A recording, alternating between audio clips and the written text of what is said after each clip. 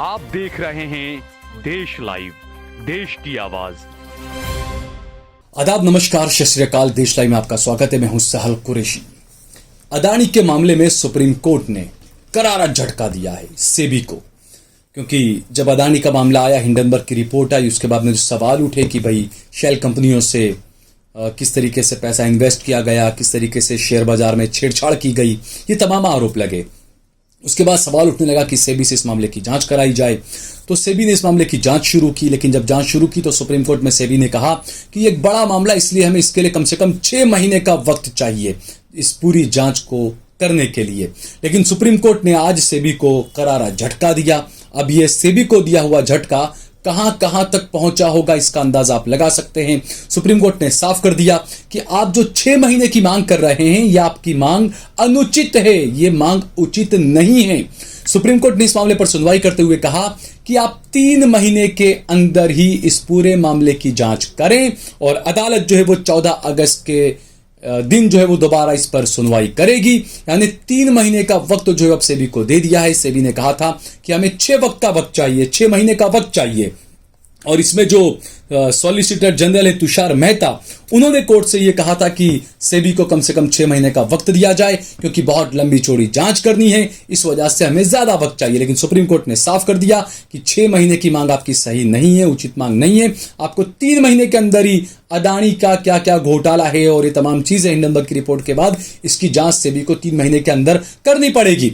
इसके अलावा क्या कुछ हुआ, प्रशांत भूषण ने क्या कहा, विरोध पक्ष के वकील ने क्या कुछ कहा, अदानी के मामले में हिंडनबर्ग की रिपोर्ट में क्या कुछ अब तक हुआ है, ये तमाम बातें हम आपको बताएंगे आगे विस्तार से। लेकिन उससे पहले अगर आपने हमारा चैनल देश लाइव सब्सक्राइब न किया हो तो हमारे चैनल को जरूर सब्सक्राइब कर लें। अगर आप फेसबुक पर हमारी वीडियो देख रहे हैं तो स्टार बटन दबाकर हमारा ज्यादा से ज्यादा सहयोग करें। आप सोशल मीडिया के तमाम प्लेटफॉर्म्स पर, फेसबुक पर, ट्विटर पर, इंस्टाग्राम पर देश लाइव के पेज को जरूर फॉलो करें। इसके अलावा आप सहल कुरैशी और सहल कुरैशी ऑफिशियल के पेज को भी जरूर फॉलो करें। हमने हमारा नंबर भी दिया हुआ है, आप हमारा ज्यादा से ज्यादा समर्थन करें, सहयोग करें। तो हम बात कर रहे हैं अदानी के मामले की जांच की। सेबी जो है वो इस मामले की जांच में जुटा हुआ है कि हिंडनबर्ग की रिपोर्ट में जो बड़े बड़े खुलासे किए गए थे कि शेल कंपनियां बनाकर विदेशों से किस तरीके से अदानी की कंपनियों में इन्वेस्ट किया गया, उसमें कई जगहों पे नाम भी आए, अदानी के भाई का नाम आया, अदानी के कुछ रिश्तेदारों के नाम आए, और मामले को लेकर काफी हंगामा हुआ।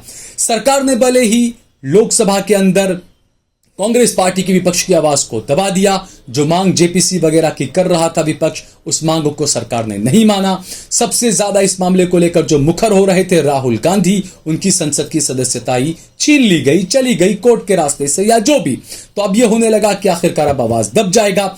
लेकिन कुछ चीजें यह भी होती है कि राजनीति है, राजनीति में यह भी होता है कि लोगों के जहन से अदानी का नाम किस तरीके से हटाया जाए। उसकी एक वजह, एक नमूना यह भी देखा गया कि अहमदाबाद एयरपोर्ट पर जहां जगह जगह पर अदानी के बोर्ड लगे हुए थे, जगह जगह अदानी एयरपोर्ट लिखा हुआ था, वो तमाम अदानी के नाम वहां से हट गए। यानी अदानी का एयरपोर्ट ऐसा आपको कहीं पर भी तस्वुर नहीं होगा। यानी कि जो लगातार हमले हो रहे थे अदानी के भ्रष्टाचार को लेकर नरेंद्र मोदी पर, बीजेपी की सरकार पर, तो उसको लेकर वहां से क्या बोर्ड हटा लिए गए ताकि लोगों के जहन से अदानी का ध्यान हटा दिया जाए।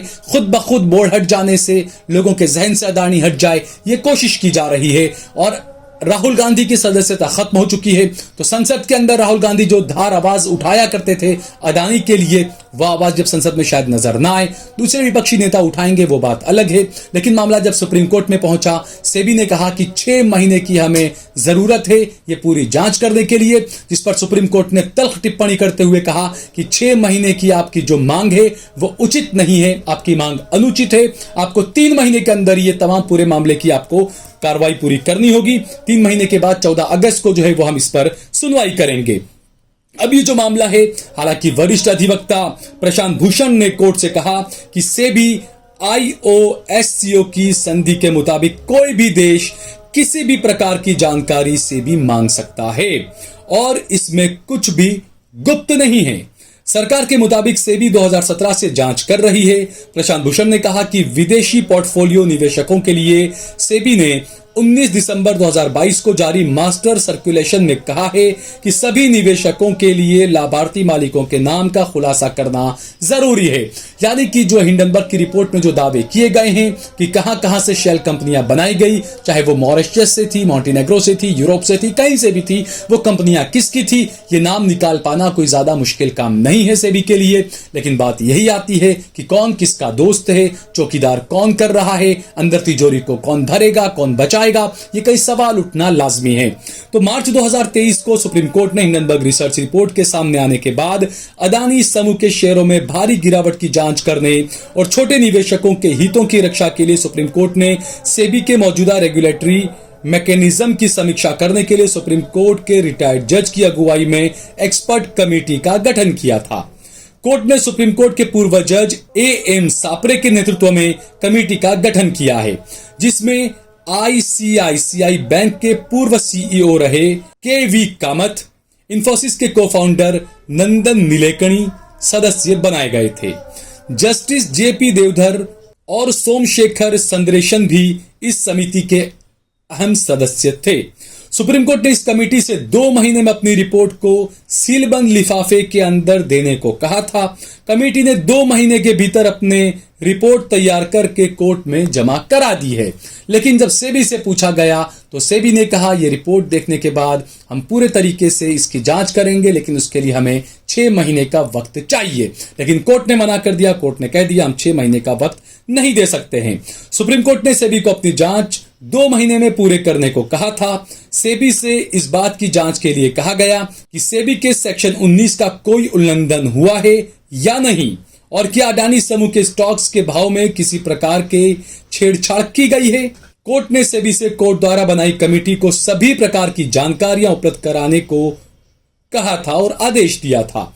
लेकिन सेबी का कहना है कि 2 महीनों में इसकी जांच पूरी नहीं की जा सकती और इसके लिए 6 महीने का समय चाहिए, जिसका याचिकाकर्ता विरोध कर रहे थे। अपनी अर्जी में सेबी ने कोर्ट को बताया कि हिंडनबर्ग के आरोपों के मुताबिक 12 ऐसे संदिग्ध ट्रांजैक्शन हुए हैं। ये ट्रांजैक्शन जटिल होने के साथ ही इसमें कई सब ट्रांजैक्शन भी मौजूद हैं। सेबी के मुताबिक जांच के दौरान कई घरेलू और विदेशी बैंकों से वित्तीय ट्रांजैक्शन के स्टेटमेंट की जरूरत होगी। 10 वर्ष से पुराने बैंक स्टेटमेंट की भी जरूरत होगी, जिसे हासिल करने में वक्त लगेगा। साथ ही ये चुनौतीपूर्ण भी है। सेबी का कहना है कि उसकी कोशिश होगी कि जांच को 6 महीने में पूरा कर लिया जाए। लेकिन जैसा मैंने बताया कि अदालत ने साफ कर दिया कि 6 महीने का वक्त हम आपको नहीं दे सकते, आपको 3 महीने के अंदर अपनी पूरी रिपोर्ट जमा करानी होगी। अब देखना होगा कि 6 महीने के बाद या 3 महीने के बाद, जब कोर्ट ने कहा कि 14 अगस्त के रोज अब इस पर सुनवाई होगी, 14 अगस्त के रोज क्या सेबी अपनी रिपोर्ट देगी या क्या सेबी एक बार फिर से और 3 महीने का वक्त मांग लेगी, ये तमाम चीजें अब देखने वाली है। वीडियो पसंद आया हो तो इस पर कमेंट करें, इसे लाइक करें, इसे ज्यादा से ज्यादा शेयर करें। अगर आपने हमारा चैनल देश लाइव सब्सक्राइब न किया हो तो हमारे चैनल को जरूर सब्सक्राइब करें।